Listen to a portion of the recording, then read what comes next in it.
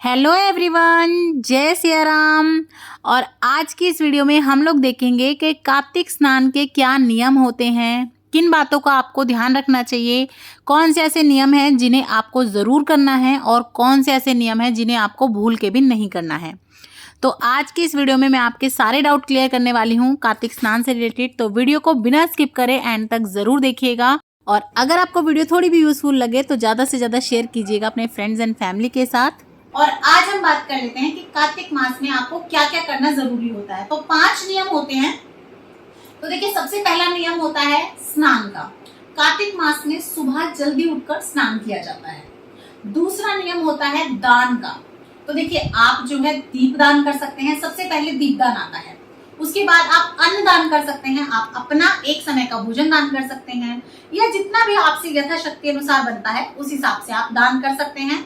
कार्तिक मास के महीने में ऐसे बहुत सारे त्योहार आते हैं, बहुत सारी तिथियां पड़ती हैं जिन पर आप अलग अलग तरह के दान कर सकते हैं। तीसरे नंबर पे आता है तुलसा पूजन।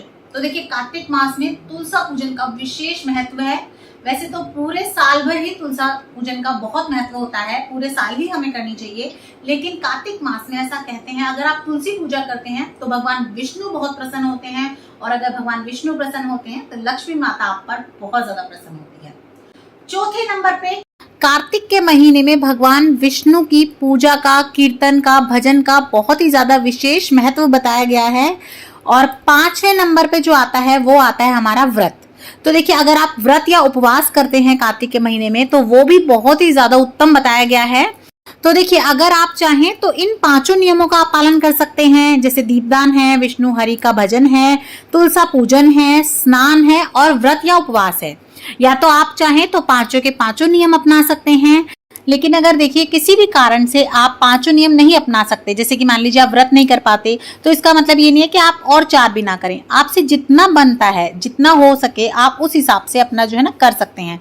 तो देखिए, अगर आप चाहें तो कार्तिक स्नान व्रत के साथ भी कर सकते हैं कि व्रत रखकर कार्तिक स्नान कर रहे हैं, या खाली आप कार्तिक स्नान भी कर सकते हैं।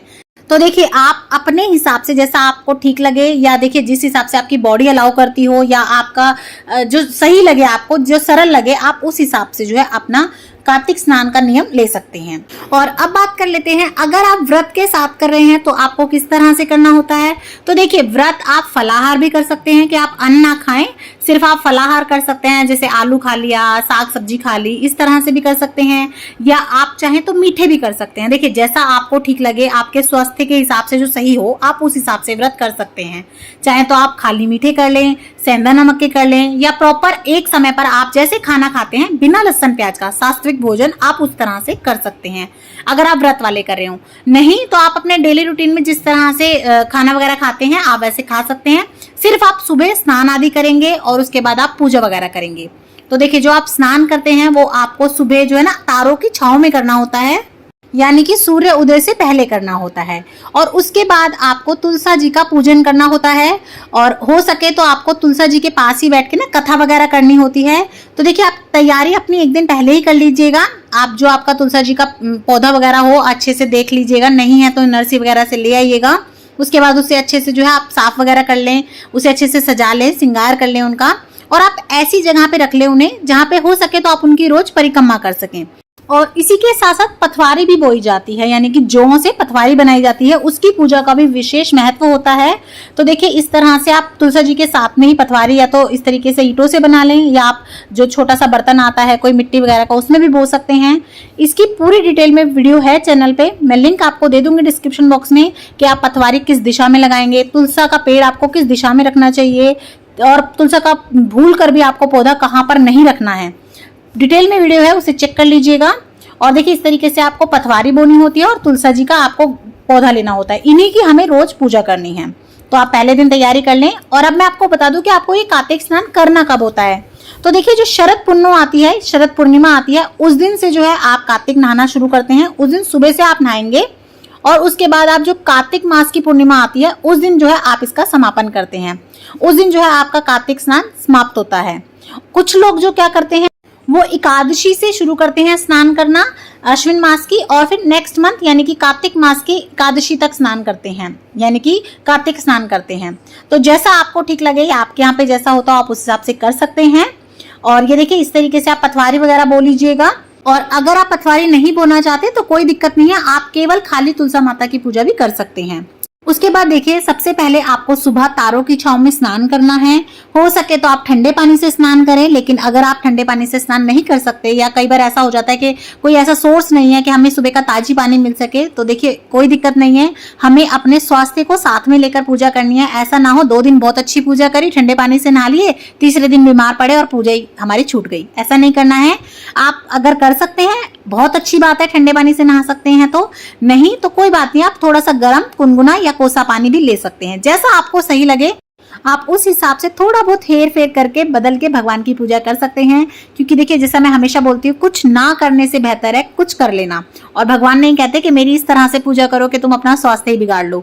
आजकल की बात अलग है, पहले के जमाने की बात अलग होती थी। तो आप उस हिसाब से जैसा आपको ठीक लगे और जो आपको सेदे नहीं, यानी कि जो आपके घर में परेशानी ना दे, आपको ना दे, परिवार को ना दे, उस हिसाब से जो है आप स्नान करें।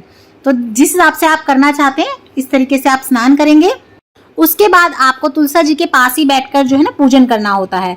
तो देखिए हो सके तो आप देसी घी का दिया लगाएं, नहीं तो आप तिल के तेल का या फिर सरसों के तेल का, जैसा आपको ठीक लगे, आपका जैसा सामर्थ्य हो उस हिसाब से आप दिया जरूर से जोड़ें। और हो सके तो आप शाम के समय पर भी एक दीपदान जरूर करें तुलसा जी में। उसके बाद देखिए कार्तिक मास में कार्तिक महात्म पढ़ा जाता है, तो यहीं पर बैठकर आपको कार्तिक महात्म पढ़ना होता है। और साथ में कुछ कहानियां होती हैं जो आपको जरूर से करनी होती है, वरना जो है ना आपको पूरा फल नहीं मिलता है अपनी पूजा का। तो उन सभी कहानियों की, महात्म की जो है आपको वीडियोस मिल जाएंगी चैनल पे, मैंने बनाई हुई हैं। लिंक सभी का मैं आपको डिस्क्रिप्शन बॉक्स में दे दूंगी। लपसी तपसी की कहानी, तुलसा माता की कहानी, नगर बसेरे की कहानी आप जरूर देखिएगा। उसके बाद आप धूप दीप दिखाकर इस तरीके से तुलसा माता की, पथवारी माता की इस तरीके से आप आरती कर ले। उसके बाद देखिए अगर ऐसा स्पेस है या आप अगर करना चाहते हैं तो अपने सामर्थ्य के हिसाब से आप जो है ना परिक्रमा जरूर करें। और अगर आपका ऐसा स्पेस नहीं है तो मैंने उसके लिए भी वीडियो बनाई है कि आप अगर स्पेस नहीं है तो परिक्रमा कैसे करेंगे। अगर कोने में आपकी पथवारी माता और तुलसा जी हैं तो वो भी देख लीजिएगा आप। तो देखिए जितना आपका सामर्थ्य हो उसके हिसाब से आप चाहे तो 1, चाहे तो 11, 21 या 108 उस हिसाब से आप परिक्रमा जरूर कर लें। उसके बाद आपको सूर्य भगवान को 1 लोटा जल जरूर से अर्पण करना है।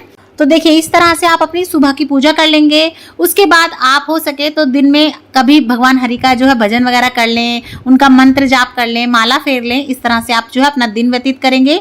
उसके बाद आपको शाम के समय पर तुलसा जी के निमित्त एक दीपदान जरूर करना होता है।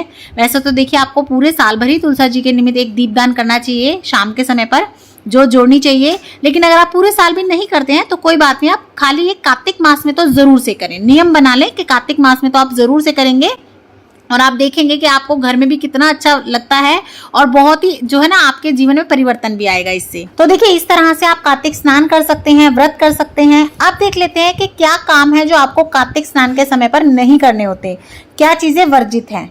तो देखिए सबसे पहले तो कार्तिक मास में जो है ना अगर आप स्नान कर रहे हैं, व्रत वगैरह कर रहे हैं तो लहसुन प्याज का सेवन नहीं करना चाहिए। तो देखिए हो सके तो घर में मांस मदिरा आदि का और लहसुन प्याज का सेवन ना करें। लेकिन कई बार घर में और लोग नहीं मानते हैं तो कोई बात नहीं, लेकिन जो स्नान कर रहे हैं उन्हें तो बिल्कुल भी इनका सेवन नहीं करना चाहिए। जो है शुद्ध सात्विक भोजन आपको खाना चाहिए। कार्तिक मास में तेल मालिश को भी निषेध बताया गया है, तेल नहीं लगाना चाहिए। आप थोड़ा बहुत सिर पे लगा सकते हैं, वैसे अवॉइड कर सकते हैं तो आप उसे भी अवॉइड कीजिए। लेकिन अगर नहीं अवॉइड कर सकते तो हल्का फुल्का सिर पे आप लगा सकते हैं, लेकिन मालिश या चंपी नहीं करनी चाहिए, इसे निषेध बताया गया है। केवल नरक चतुर्दशी वाले दिन जो है मालिश करके नहाया जाता है, बाकी दिन आप जो है मालिश नहीं करेंगे। हो सके तो साबुन वगैरह भी छोड़ दिया जाता है, लेकिन अगर आप नहीं छोड़ सकते तो साबुन वगैरह आप लगा लीजिए, लेकिन तेल नहीं लगाना चाहिए। तीसरा, आपको जो है इस समय पर ना खाट पे या बेड वगैरह पे, बिस्तर पे ऊपर नहीं सोना चाहिए। हो सके तो आप कोई अपना बिस्तर वगैरह अलग से ले लें और आप अपना अलग से बिस्तर लगा के सोएं, नीचे सोना चाहिए तो आप वैसे सो सकते हैं। और बेड वगैरह, खाट वगैरह का जो है त्याग करना चाहिए।